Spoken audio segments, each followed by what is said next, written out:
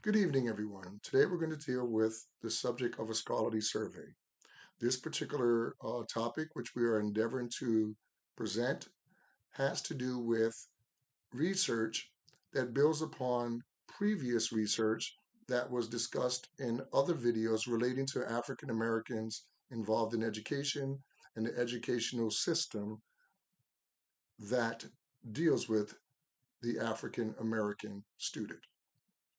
As humans, we are naturally curious.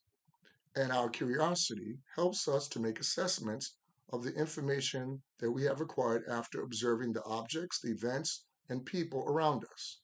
As students of history and or education, we're supposed to be willing to make observations and analyze information, whether it is historical or scholarly in some other aspect or respect. Unfortunately, too many people, for too many people, historical and scholarly assessments cannot be made relating to a variety of subjects, and in this particular subject that we're dealing with, African Americans, because the information is not available or has been thwarted by political, racial, and or social agendas of individuals in professional and, of course, non-professional positions who have an agenda other than providing unbiased information. The scholarly survey that was conducted by myself on this particular subject provided me with some insight and further evidence that there are indeed teachers, white and non-white, involved in various studies who may not have made any noticeable attempts to inhibit the learning of their non-white students, but whose students did not show noticeable improvements above their white counterparts because of factors which involve disruptive behavior, which in turn may have been due to the teacher's inability to provide lessons that were interesting and or interactive. Further research, of course, needs to be done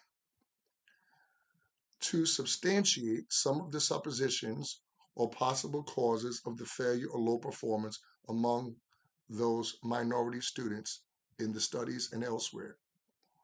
It is my hope that we can address these issues and find a viable solution that would help us to understand how to approach education and to assist those that, according to the research that I have done and the preliminary research that is being done, would indicate that there is no noticeable improvement or noticeable difference between those that are African American and or those who are not African American. In effect, there is no major difference with respect to the capacity of these individuals, regardless of their ethnicity.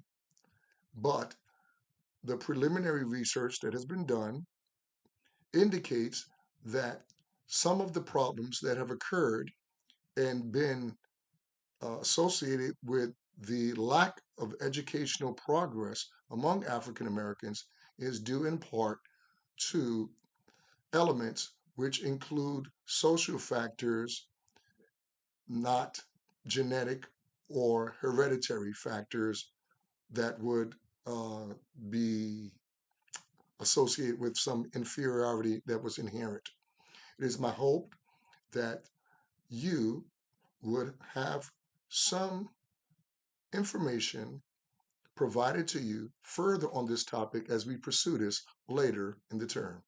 Thank you for allowing me to share. Have a good week.